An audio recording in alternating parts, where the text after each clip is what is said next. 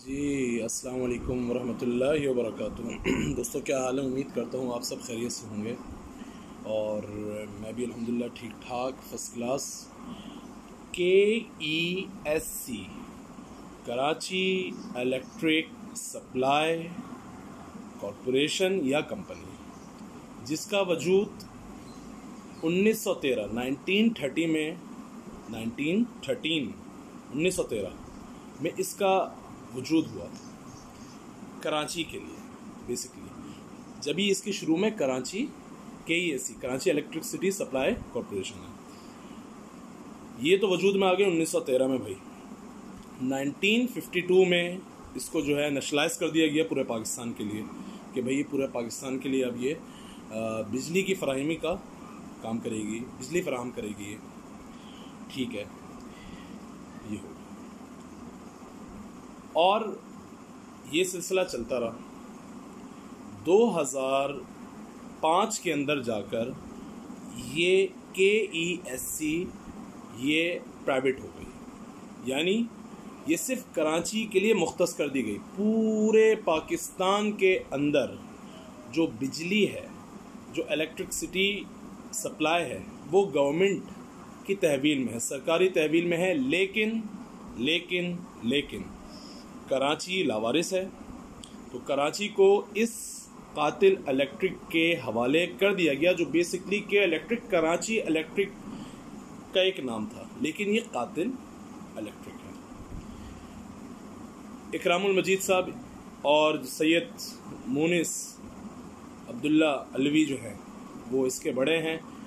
10,398 employees 2018 کی تحقیق کے مطابق، ریسرچ کے مطابق ان کے امپلائیز تھے، ان کی ملازمین، ان کے امپلائیز جو ہے وہ اتنے تھے۔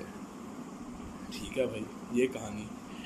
اب آپ دیکھیں کہ جب 2005 کے اندر جب اس کو بالکل بے لگام چھوڑ دیا گیا، کراچی والوں پر مسلط کر دیا گیا، تو اس کے بعد اس نے جو قتل و غارت شروع کی ہے، میں کہوں گا جب 55 افراد 60 افراد مر جاتے ہیں، ان کو مار دیا جاتا ہے کہ الیکٹرک اس کے قاتل ہے۔ کہ الیکٹرک نے ان کو مار دیا۔ جب ان کے خلاف آواز بلند ہوئی، ظفر عباس بھائی اس کے اندر بہت پیش رہے، انہوں نے کراچی والوں کو ایک پلیٹ فارم پر جمع کیا کہ اس کے خلاف آواز اٹھائیں، اور کراچی والے اس پر جمع ہونے لگے۔ تو کیا ہوتا ہے، یہ لوگ جاتے ہیں سپریم کورٹ اور وہاں پر لگوا دیتے ہیں بین، کہ ظفر عباس بھائی کچھ بھی نہیں بول سکتے۔ تو بھائی مسئلہ یہ ہے کہ آپ نے ایک ظفر عباس کو روکا ہے، آپ کہاں تک روکو گے؟ آپ دوسرے لوگوں کو کہاں تک روکو گے کہ اللہ نے ان کے منہ میں زبان نہیں دی ہے کہ آپ یہ، یا آپ سپریم کورٹ سے پورے کراچی والوں کے لیے آپ ایک جو ہے لکھوا لیں، قانون پاس کروا لیں کہ کراچی میں کہ الیکٹرک کے خلاف کوئی نہیں بول سکتا۔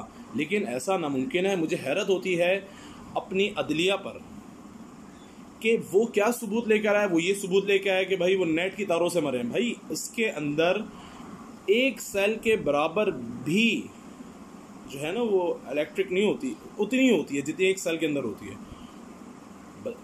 مطلب نیٹ کی تاروں سے لوگ مر گئے۔ یہ کون سی دلیل ہے؟ بھائی عدلیہ کے اندر، سپریم کورٹ کے اندر اور عدالتوں کے اندر بات دلائل پر ہوتی ہے، ثبوت پر ہوتی ہے۔ یہ کون سا ثبوت ہے؟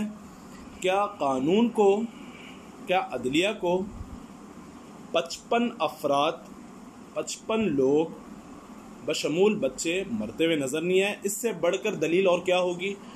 لوگ جمع ہو رہے ہیں، لوگوں کے پاس ثبوت ہیں، یہ کوئی اس سے بڑھ کے اور کیا دلیل ہوگی؟ تو پھر سوال یہ اٹھتا ہے کہ بھائی یار یہ کون سا قانون ہے؟ تو پھر میں یہاں پر یہ جواب دیتا ہوں کہ قانون پیسہ۔ آج کے دور میں قانون کا نام پیسہ ہے۔ قانون، آپ پیسہ دکھائیں، قانون بک جاتا ہے، عدلیہ بک جاتی ہے، سب لوگ بک جاتے ہیں۔